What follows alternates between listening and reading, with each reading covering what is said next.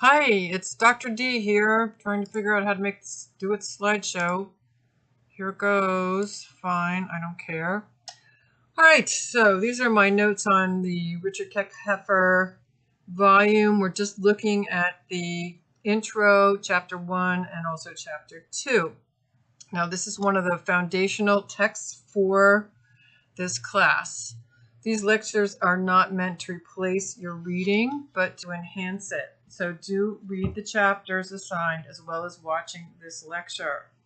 There will be an associated quiz when I get to writing it. Kieckhefer opens in his introduction by making a direct connection between religion and science. Magic is the foundation of science. To quote the preface in the Canto edition, magic is connected in multiple ways with mainstream religious practice. Prayers are recited over magical herbs. Gospel verses are written on bread and then scraped into potions. Charms can be virtually identical in form, sometimes to blessings and sometimes to exorcisms. And the exorcisms used to dispel demons can, with the necessary adjustments, be made to summon them as well. Kieckhefer talks about magic as a crossroads, this intersection between religion and science. Magic is a crossing point where religion converges with science. Popular beliefs intersect with those of the educated classes, and the conventions of fiction meet with the realities of daily life.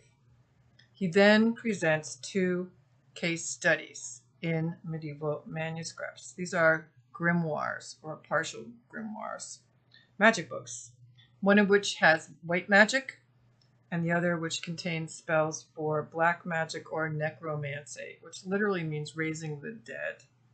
Both of these manuscripts are German. The Wolfshorn manuscript is a compilation in German, written in German, in the vernacular, that discusses various remedies for illness, how to wash clothes, catch fish, make soap, which, yes, they use for bathing, or ink. So it's got practical application as well as some magic in it. It is also an herbal containing herbal medicine, which today we would call alternative medicine, along with prayers and spells to be said. Other remedies include those for a woman with menstrual problems. Here, the book recommends writing out words from the Mass by him and with him and in him, then laying the slip of paper on the afflicted woman's head. This is supposed to help her with her period. And then there's a remedy for epilepsy. First one puts a deer strap around the patient's neck while he is suffering a seizure. Doesn't sound too practical. Then one binds the sickness to the strap, quote, in the name of the Father, the Son, and the Holy Spirit, unquote. And finally, one buries the strap along with a dead man, presumably not the epileptic person, but another person who's dead. The sickness is thus transferred from the patient to the strap, then relegated safely to the realm of the dead, so it can cause no further harm to the world of the living. For protection from black magic, Artemisia, which is an herb, was supposed to be helpful if you kept it on your person. So Artemisia was a protective herb. The Munich Handbook, the other book Kieckhefer considers, is all about demonic magic and is written in Latin, which implies the person who wrote it was a churchman. So here we have a priest writing black magic spells. On practically every page, the handbook gives instructions for conjuring demons with magic circles and other devices, commanding demons once they've appeared or compelling them to return after they've been dismissed. This is actually kind of useful when we will consider Dr. Faustus later, the play by Christopher Marlowe. Okay, so this kind of magic supposedly could drive an enemy mad, or arouse passionate love, or gain favor at court, or to create illusions, or to obtain a horse that can carry the magician to anywhere he wants to go. Kind of magic horse. Chaucer will write about a magic horse. Or to reveal future and secret things. According to the Munich Handbook, one can obtain a woman's love by reciting incantations. It's actually from the title page of Dr. Faustus, where the magician Faustus is standing within a magic circle and summoning demons. So what will happen to obtain the woman's love is to take the blood of a dove and use it to draw a naked woman on the skin of a female dog, presumably dead. He then writes the names of demons on various parts of this image and commands the demons to afflict those parts of the actual woman's body so that she will be inflamed by love of him. He then fumigates the image with myrrh and saffron smoke, and conjures the demons to afflict her so that day and night she will think of no one but him. He hangs this image around his neck, goes out to a secret place, either alone or with 3 trustworthy companions, and with his sword traces a circle on the ground with the name of demons all around the edge. Then the demons will turn up in the form of 6 servants ready to do his will, and the demons go and fetch the woman for him without doing her any harm, and then once she arrives, she will do whatever the magician asks. Seems very likely to me. And then one of the demons will take her form and actually pretend to be her back at home. So she's in 2 places at once, as it were. And then once the magician has had his way with her, the woman will be carried home again. My only comment on this spell is eek! There's also a formula in this book to become invisible, and it's a much more complicated formula than Harry Potter's invisibility cloak. You can purchase this, I think, online. Europeans thought there were 2 kinds of magic, natural and demonic. Natural magic was seen as a kind of science, and it was a science that dealt with nature, so natural nature. But the occult virtues, the higher powers, available in nature. Demonic magic was not distinct from religion, but rather a perversion of religion. Most demonic religion practices, one says prayers backwards, for example. So it's taking the Christian religion and sort of turning it on its head. There's also the Jewish demonic religion version, which is based on Jewish texts, and the Kabbalah is actually a kind of mystical text about which I would like to know more. So if you know something about it, let me know. Anyway, demonic magic turned away from God and toward demons for their help in human affairs. Kieckhefer then moves to talking about magic in antiquity. And in the classical period, there were the Magi, who were originally identified as Zoroastrian priests of Persia. Zoroastrianism is a very interesting religion. Freddie Mercury of Queen was a Zoroastrian, as I recall. It's an inherited religion. You can't convert. You have to be from Persia. You have to be a Persian, usually, to become a Zoroastrian. Anyway, these priests were known to the Greeks about as early as the 5th century BC. The Magi just means the wise men, and Kieckhefer will later identify them as the 3 Magi, the 3 kings who visit the Christ child in the manger led by a star. Now, it's thought that the early Magi practiced astrology, which was seen as a science. And the Greco-Romans used magic by invoking their gods, which you may know from reading the Percy Jackson books, for example. And this was perfectly okay prior to Christianity and even into the Christian period, early Christian period. But even by the 4th century, Christianity condemns these kinds of pagan practices. And St. Augustine is a great writer against this. St. Augustine of Hippo, who lived from 354 to 430, and he condemned magic as demonic, all magic.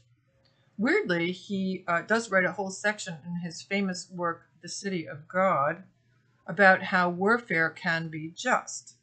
So he was a Christian, practicing the rules of Christianity, which include things like love thy brother and turn the other cheek. So he hates magic, but he thought war was okay. Just a note there. That's not from Kieckhefer, that's from Dr. Driver. Demons in Christianity were identified with fallen angels. The fallen angels who fell with Lucifer, who was once God's brightest angel. Lucifer means light. Lucifer aspired to become God and was cast with his followers from heaven. However, the word demon originates from the word daemon, not like Matt Damon, but Damon, which is pretty much pronounced demon again. And some of you might be familiar with this term from the His Dark Materials series by Philip Pullman. This is a YA series. The first novel is The Golden Compass. But a demon for ancient Greeks just referred to a divinity or a nature god. It wasn't evil at all. It becomes associated with Christianity as something evil. But prior to that, demons were just nature gods. By the 13th century, natural magic was still somewhat acceptable. This refers to practicing the magic as related to nature, as I said earlier. Kieckhefer then discusses the properties of natural things, including herbs, stones, and animals. And it was also thought that the power of a plant or an animal or a stone to cure ailments derived maybe not from the object itself, but from emanations coming from stars and planets. So we're kind of back to astrology again. These latter powers were technically known as occult, which means secret, and natural magic was the science of such powers. A related type is sympathetic magic, magic that works by a sympathetic sympathy or symbolic likeness between cause and effect. And Kieckhefer gives an example of plants with liver-shaped leaves being good for the liver. There are also animistic powers given to natural objects. Animistic means giving spirits, a soul, or even human qualities to plants, inanimate objects, and natural phenomena. Kieckhefer then cites the example of the mandrake root, which appeared in my first lecture as well. Because this root vaguely resembles a human form buried upside down in the ground, people who uprooted it thought the plant would take vengeance on them. To avoid this, people would pull the mandrake from the ground by tying a rope around it and affixing the other end to a hungry dog. So here we see the mandrake. She seems right side up, but that's okay. And there's the dog. And then you throw meat to the dog, and the mandrake will then pull the dog will then pull the mandrake from the ground, and then the dog would suffer the vengeance of the herb, not the person who wants to use it for whatever reason. Remember, it was seen as a fertility drug. All right, in chapter 2, Kieckhefer discusses amulets and talismans found in Roman ruins and from ancient Egypt, often gems with magical inscriptions. He also cites early manuscripts with magical formula, and in the 1st century BC, magicians invented terms like abracadabra. He also mentions a charm to discover a woman's secrets when she is sleeping. These magicians are pretty creepy, aren't they? So one is supposed to take a piece of papyrus, inscribe it with powerful names and characters, wrap it around the heart of a bird that has been marinated in myrrh, and you place it on a sleeping woman's body. I don't know how you do that without waking her up. Anyway, it is remarkable that any of this material has survived, considering that the Roman government took a very dim view of this kind of magic. In a single year, the Emperor Augustus, who lived from 63 BC to AD 14, is said to have had 2,000 magical scrolls burned. So this kind of magic, because it's secret. It's not done socially. Worship of pagan gods among the pagans is cool, it's fine, but secret practices are seen as bad. Kieckhefer then talks about Pliny the Elder, who wrote a natural history which talks about amuletic herbs used as amulets, as talismans, and other more arcane formulas. He mentions the belief that the tongue of a live frog, I don't know how you do this either, set over the heart of a woman while she sleeps. You think she'd notice this? Will compel her to answer all questions truthfully while she's sleeping, presumably. Pliny did not have a positive view of magic, but he also warns that magic could cause trouble. He says, quote, "There is no one who is not afraid of spells and incantations." So that's interesting. So he doesn't really believe in magic, but he's afraid of spells. Kieckhefer then mentions other writers. Galen is the medical writer, the very famous medical writer who developed the theory of the four humors, which I talked about in lecture 1. And also Seneca, who's better known really for his tragedies. He then talks about astrology. Oh, somehow we came to Cicero. I don't know how that happened. All right, astrology. He says that the earliest surviving Babylonian horoscope, why is Cicero there? Okay. Babylonian horoscope dates from 410 BC, and that astrology is developed as a science in the Greek-speaking world. And the primary source for this was the writings of Aristotle. The great Roman writer and orator Cicero, whom you see here, he lived from 106 to 43 BCE. In his On Divination, ridiculed dreams as visionary. But there are certainly examples in history when people have dreamed of events that have later come to pass. So Cicero was a rationalist. On the other hand, Cicero also participated in rituals having to do with resurrection, which are pagan, not Christian, really early on. So he's a member of that group, but he doesn't believe in magic. Classical or Greco-Roman fiction that includes magical elements are Homer's Odyssey, and we have the story of Circe, for example, as a necromancer who can raise the dead.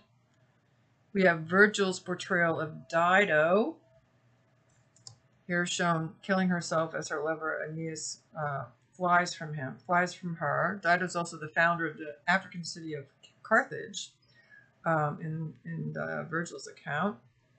And then we have also Seneca's tragedy of Hercules, in which his wife uses magical poison against him. Lucan's description of the witch Erichtho, who can command even gods and murders unborn babies to offer them on a burning altar. I'm not sure quite how you murder an unborn baby to offer it on a burning altar. I don't want to even think about how that might be. It sounds quite unpleasant. Okay, and then Euripides' play of Medea, and here we see Medea from a medieval manuscript. This is a late 15th century manuscript where she's stabbing both her sons at once in front of the wicked Jason, who has cheated on her and is marrying the princess who is standing behind him. This is from a manuscript that was actually made for a queen, Queen Elizabeth of Woodville. There are also comic works on magic, the most famous of which is Apuleius's Golden Ass. In the story, the young man Lucius, thinking he is taking a love potion, is transformed into an ass or a donkey and travels the world, having many adventures before he is able to resume human shape through the agency of the goddess Isis at the end of the story.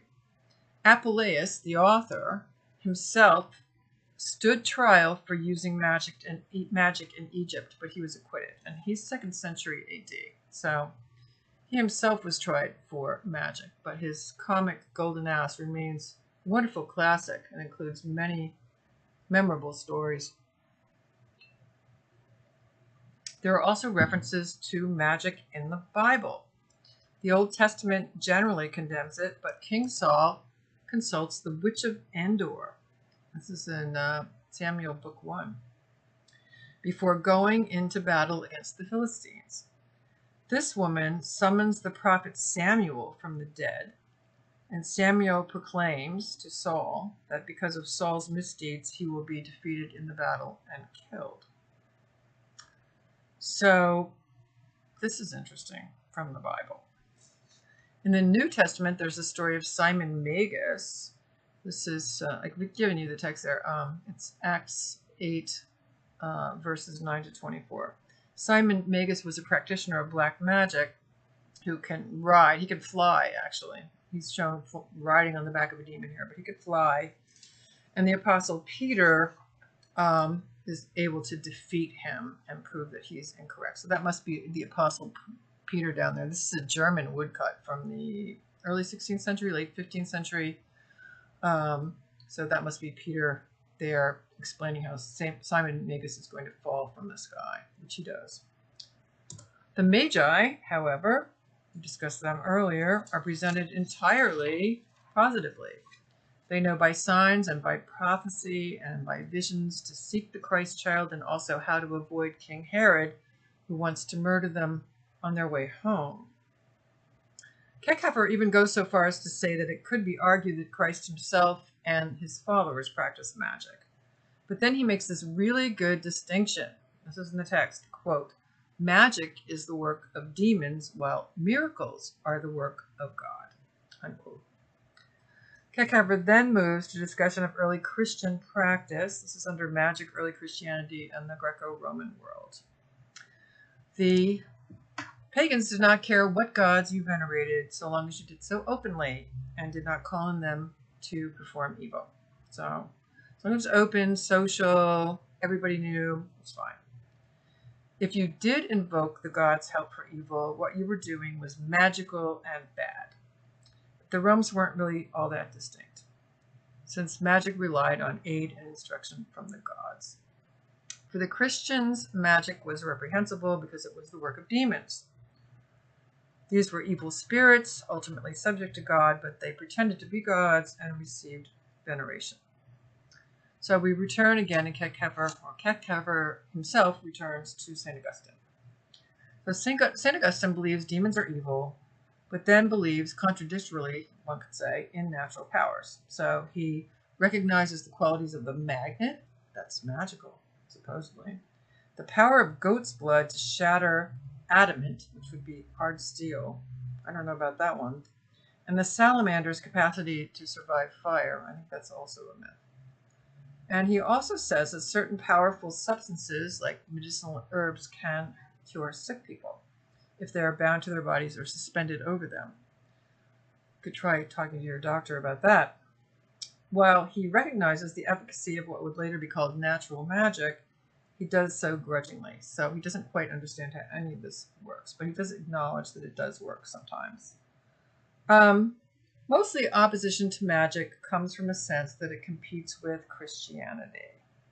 Further, it was said by writers, Christian male writers, that it was mostly practiced by women who had suspicious relationships with demons. This is Kieckhefer on page 39.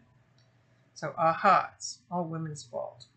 Then we come to Origen, who lived from circa 185 to circa 254, who really identifies another notion that becomes incredibly important in the practice of magic, and that is the power of language.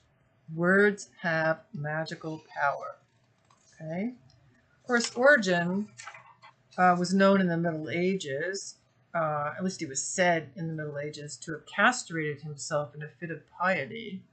Whether or not this is true is anybody's guess, but this seems excessive, as several other of his opinions are also. But this notion that magic is held in words, I want you to retain that and think about that. Then there's some positive writing about magic by Christian writers, which Kieckhefer describes at the end of that chapter, which is chapter 2. And the next lecture will consider chapters 3 and 4. My final comment here really has to do with the knights who say ni. You may know that Monty Python troupe, Monty Python and the Holy Grail, very, very ancient people now, but when I was young, they were younger, and not younger than I am though. And the Knights Who Say Ni is a kind of jokey spoof of this notion that language has power. Language has magical power. So if you are unfamiliar with Monty Python and the Holy Grail, I suggest you take time to watch it whenever you can take a break. So that's all for now on Kieckhefer Part 1, and I will speak to you again shortly about the rest of Kieckhefer once I get to making the recording. Bye for now.